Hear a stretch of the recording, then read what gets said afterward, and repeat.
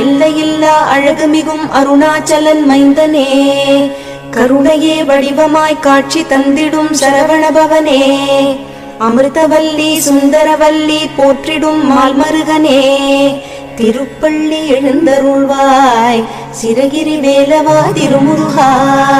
கிருதாயுகத்தில் மாலவன் பூஜித்த கனககிரியே சென்னிமலை, திரேதாயுகத்தில் திருமகள் போற்றிய மகுடகிரியே சென்னிமலை, துவாபர யுகத்தில் துர்க்கை வணங்கிய புஷ்பகிரியே சென்னிமலை, திருப்பள்ளி எழுந்தருள்வாய் சிரகிரி வேலவா திருமுருகா.